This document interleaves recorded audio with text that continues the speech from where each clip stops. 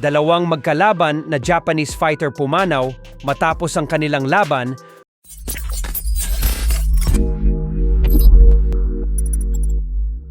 So isang napakalungkot na balita ang bumungad sa boxing community sa bansang Japan. Ito ay dahil dalawang sa kanilang Japanese fighters ang binawian ang buhay sa loob lamang ng nag-iisang boxing event nitong nakalipas na linggo lamang.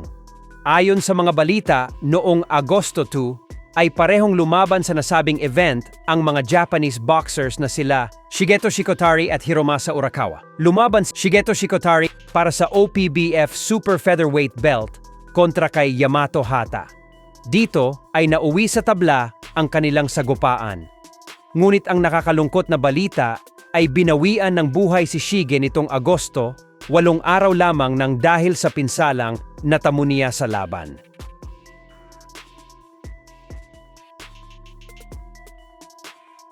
Habang si Hiromasa Yorokawa naman ay natalo via 8-round knockout kontra kay Yoji Saito. At sa kasamaang paladay, binawian na din ito ng buhay nang dahil din sa pinsalang natamo niya sa kanyang laban. Matatandaan na nitong nakalipas na taon lamang ay nagtuos din ang dalawang boksingero na pumanaw kung saan nagawang talunin ni Yorokawa si Shige via 6 na round knockout. Parehong may napakabatang edad na 28 anyos ang dalawa nang binawian sila ng buhay. Samantala, nagsalita na ang Japan Boxing Commission patungkol sa balitang ito at sinabing gumagawa na sila ng paraan upang masigurado ang kaligtasan ng mga boksingero sa kanilang bansa. Gagawin umano nila ang lahat ng makakaya nila upang maiwasan ang mga ganitong klaseng kaganapan sa Japanese boxing sa hinaharap.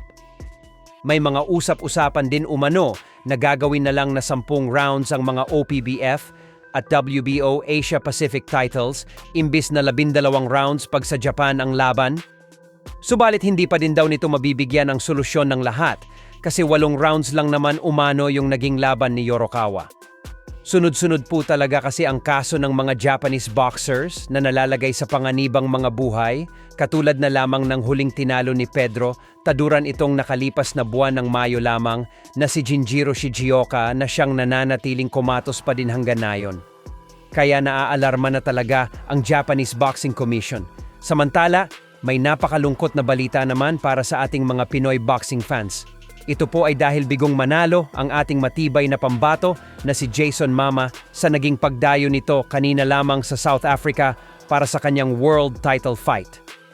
Hindi po kasi nakaporma ang ating kamabayan sa African fighter na si Ricardo Malajica matapos nitong pabagsakin si Mama ng 5 beses sa buong laban hanggang sa tuluyan niya na itong tinalo via ika-5 round knockout.